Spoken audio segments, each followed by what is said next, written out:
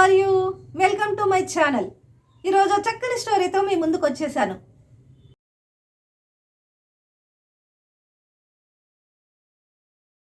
ఒక ముగ్గురు యవ్వనస్తులు అడవి గుండా ప్రయాణం చేస్తూ ఉండగా మరొక యవ్వనస్తుడిని అడవిలోని కొయ్యవాళ్ళు కొంతమంది బంధించి తీసుకువెళ్ళటం గమనించి వారితో యుద్ధం చేసి ఆ యవ్వనస్తుడిని కాపాడారు. అతను యువరాజు. ఆ యువరాజు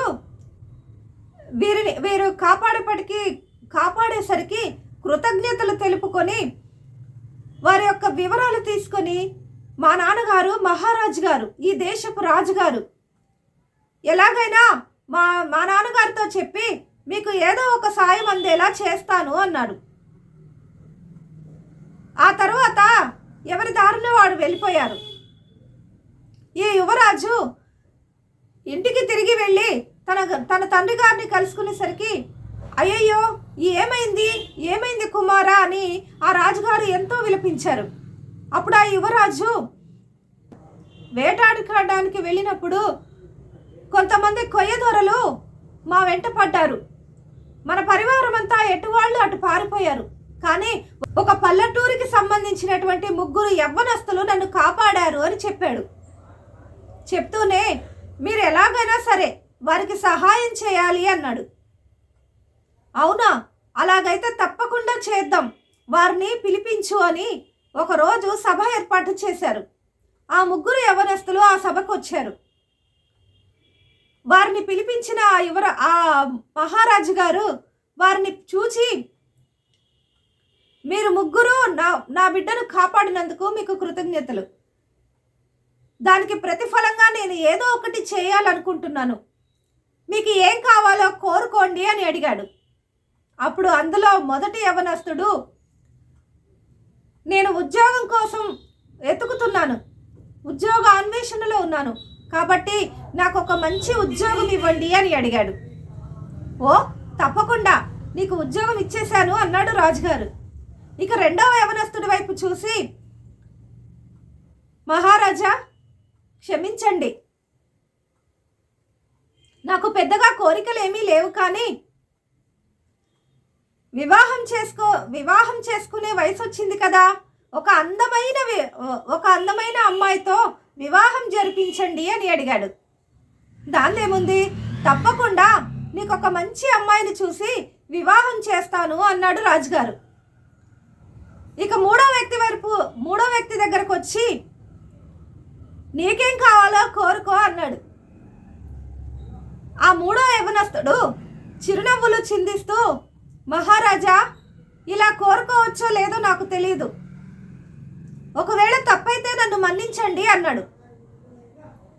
అయ్యో పర్వాలేదు బాబు, చెప్పండి, ఆ కోరిక ఏదైనా నేను తీరుస్తాను అని మాట ఇచ్చాడు ఈ మహారాజు గారు. అప్పుడు ఆ యవనస్తుడు, మహారాజా మీరు ప్రతి నెల ఒక్కరోజు మా ఇంటికి భోజనానికి రావాలి, నేను బ్రతికున్నంత కాలం, జీవితకాలం ప్రతి నెల కూడా ఒకరోజు మా ఇంటికి భోజనానికి రావాలి, ఇంతకు మించిన ఆశలు కోరికలు నాకేమీ లేవు అన్నాడు. ఓ దాందేముంది, తప్పకుండా వస్తాను అని ఆ మహారాజు గారు మాటిచ్చారు. అక్కడ ఉన్న వారంతా, ఇదేంటి మహారాజు గారు భోజనానికి రావాలని కోరుకుంటున్నాడు, వారిలాగా వారికి ఏం కావాలో మేడో మిద్దో ఇల్లో బంగారమో నగలో ఏదో ఒకటి కోరుకోవచ్చు కదా, ఇదేమిటి ఇలా వింతగా కోరుకున్నాడు అని జనాలు చెవులు కొరుక్కున్నారు. సరే, ఆ సభ ముగిసింది. ఈ ఇద్దరు యవనస్తులు కోరినట్లుగా వారికి జరిపించాడు ఈ రాజుగారు. మరి ఈ మూడో యవనస్తుడు కోరినట్టుగా నెలలో ఒక రోజు అతని ఇంటికి భోజనానికి వెళ్ళాలి. కానీ ఆ ఇల్లు చూస్తే, ఆ ఇల్లు ఎక్కడ ఉందో, మరి ఎలా వెళ్ళాలో తన పరివారంతో ఒకసారి చూసి రమ్మని పంపించాడు ఈ రాజుగారు. వీరు ఆ ఇంటికి వచ్చి చూస్తే ఆ ఇల్లు ఒక పూరి గుడిసె.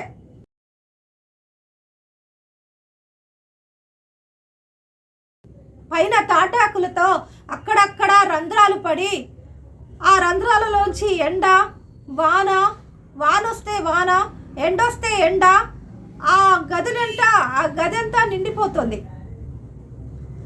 ఆ మహారాజు గారి పరివారం అంతా ఈ ఇంటిని చూసి, అయ్యయ్యో ఇలాంటి ఇంటిలోకి రాజుగారిని రమ్మని కోరుకున్నావా, ఇదేం న్యాయం అని ఒకరిలో ఒకరు మాట్లాడుకుంటూ తిరిగి వెళ్ళి రాజుగారికి విషయం వివరించారు.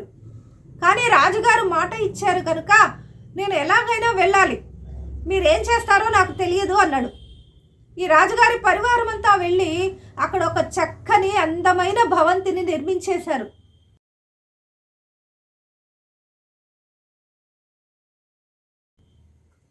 ఏంటండి, ఆ పూరి గుడిసె తీసివేసి అక్కడ ఒక చక్కని అందమైన భవంతిని నిర్మించేశారు. కానీ భవంతిని నిర్మిస్తే సరిపోతుందా?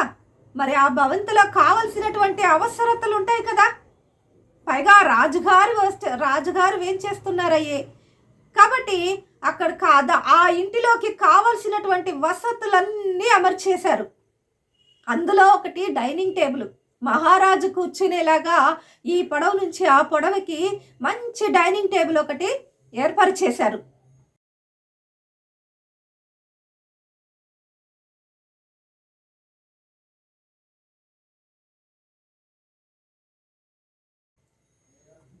సరే ఏర్పరిచారు, బాగానే ఉంది.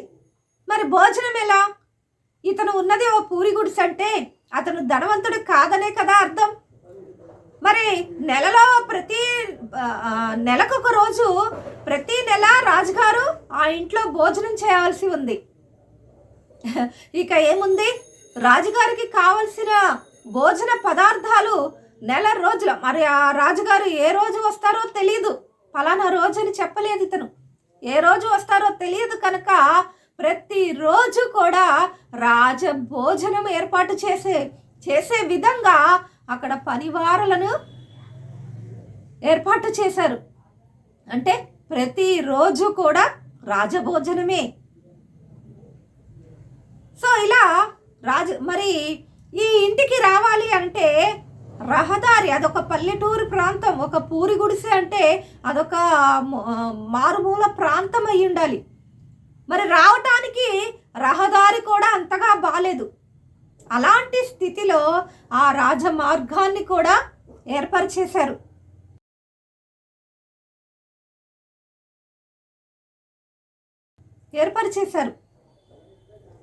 ఇక ప్రతి నెల రాజుగారు ఒకరోజు వచ్చి భోజనం చేస్తూ ఉన్నారు. అలా రాజుగారు ప్రతి నెల ఒక రోజు వీరింటికి వచ్చి భోజనం చేస్తూ ఉంటే ఇక ఆ ఊర్లో వాళ్ళు ఇతన్ని ఒక మాట అనటానికి కూడా భయపడేవారు. ఎందుకంటే రాజుగారు కదా.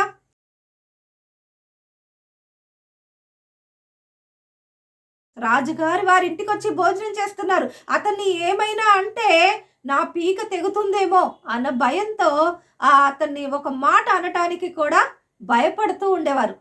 సరే, అతను కోరుకున్నప్పుడు అందరూ ఇదేం కోరిక, ఏ ఇంట్లో బంగ్లానో ఏదో ఒకటి అడగచ్చు కదా అని చెవులు కొరుక్కున్నారు.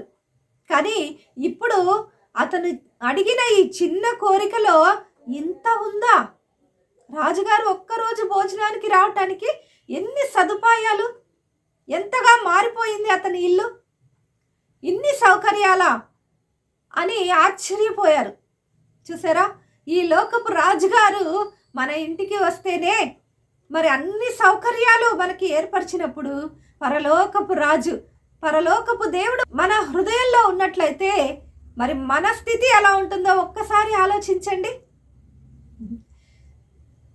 సో మనం కోరుకోవలసింది ఆ దేవాది దేవుణ్ణి.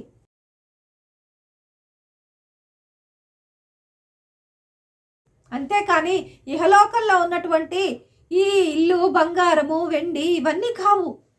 దేవాది దేవుడే మన సొత్తు అయినప్పుడు సమస్తము మనకి లభిస్తాయి కదా. ఆలోచించండి. నా ఈ మాటలు కనుక మీకు నచ్చినట్లయితే లైక్ చేయండి, షేర్ చేయండి, కామెంట్ చేయండి. అండ్ నేను పెట్టే ప్రతి వీడియో మీరు చూడాలి అనుకుంటే సబ్స్క్రైబ్ చేసుకొని ఆ పక్కనే ఉన్న బెల్ ఐకాన్ నొక్కటం మర్చిపోకండి. Thank you very much.